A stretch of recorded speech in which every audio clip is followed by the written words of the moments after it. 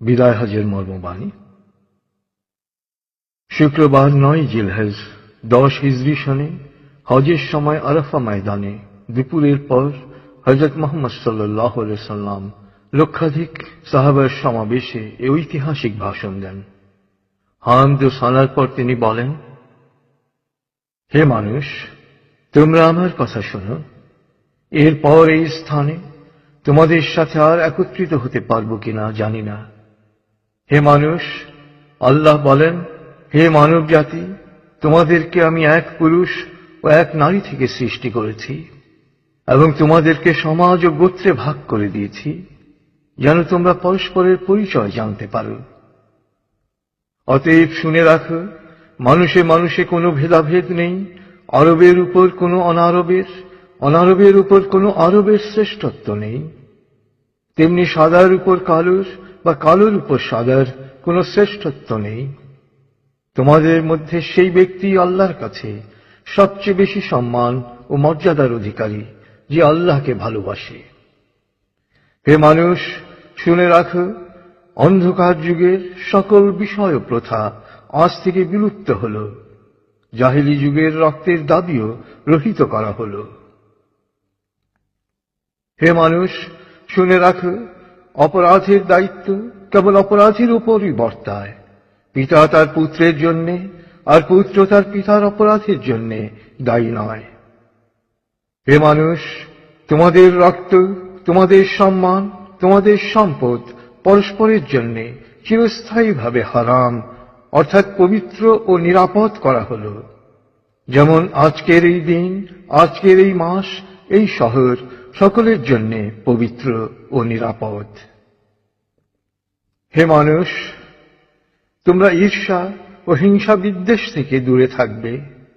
ঈর্ষা ও হিংসা মানুষের সকল সদ্গুণকে ধ্বংস করে। হে মানুষ, নারীদের সম্পর্কে আমি তোমাদের সতর্ক করে দিচ্ছি। তাদের সাথে নিষ্ঠুর আচরণ করো না। তাদের উপর যেমন তোমাদের অধিকার রয়েছে, তেমনি তোমাদের উপর তাদেরও অধিকার রয়েছে। সুতরাং তাদের কল্যাণের দিকে সবসময় খেয়াল রেখো। হে মানুষ, অধীনস্থদের সম্পর্কে সতর্ক হও। তোমরা নিজেরা যা খাবে তাদেরও তা খাওয়াবে, নিজেরা যা পরবে তাদেরও তা পরাবে।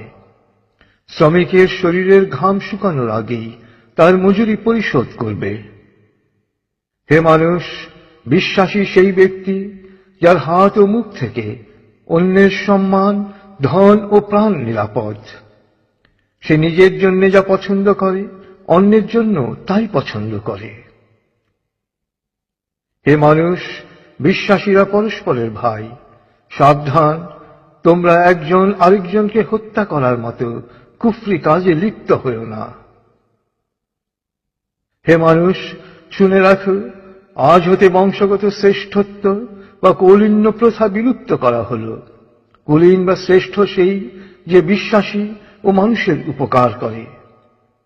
হে মানুষ, ঋণ অবশ্যই ফেরত দিতে হবে। বিশ্বস্ততার সাথে প্রত্যেকের আমানত রক্ষা করতে হবে।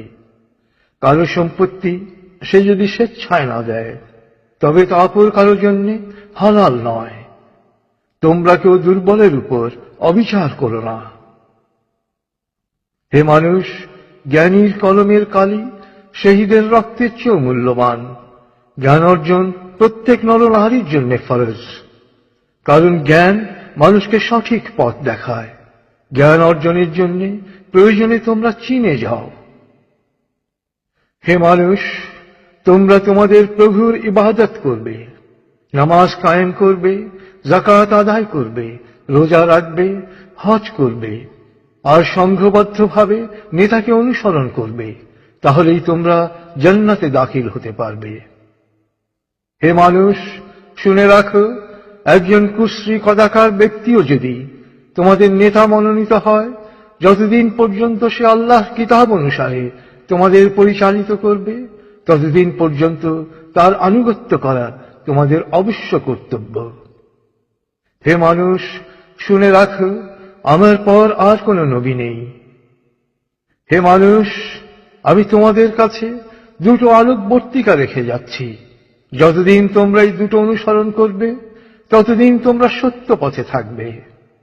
এর একটি হল আল্লাহর কিতাব, দ্বিতীয়টি হল আমার জীবন দৃষ্টান্ত। হে মানুষ, তোমরা কখনই ধর্ম নিয়ে বাড়াবাড়ি করো না, কেননা অতীতে বহু জাতি ধর্ম নিয়ে বাড়াবাড়ি করার কারণে ধ্বংস হয়ে গেছে। হে মানুষ, প্রত্যেককেই শেষ বিচারের দিনে সকল কাজের হিসেব দিতে হবে, অতএব সাবধান হও। হে মানুষ, তোমরা যারা এখানে হাজির আছো, আমার এ বাণীকে সবার কাছে পৌঁছে দিও। এরপর তিনি জনতার উদ্দেশ্যে জিজ্ঞেস করলেন, হে মানুষ, আমি কি তোমাদের কাছে আল্লাহর বাণী পৌঁছে দিয়েছি? সকলে সমস্বরে জবাব দিল, হ্যাঁ। এরপর নবীজি বললেন, হে আল্লাহ, তুমি সাক্ষী থাকো, আমি আমার সকল দায়িত্ব পালন করেছি।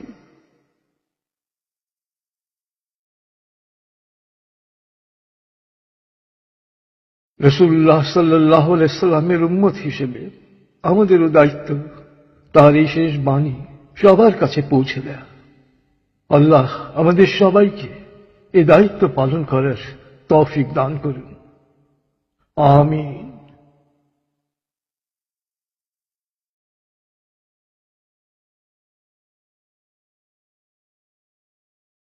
প্রিয় শহীদ, কোরআন এবং রাসূলুল্লাহ সাল্লাল্লাহু আলাইহি সাল্লামের বাণীবদ্ধ এই সিডির কোনো কপিরাইট নেই।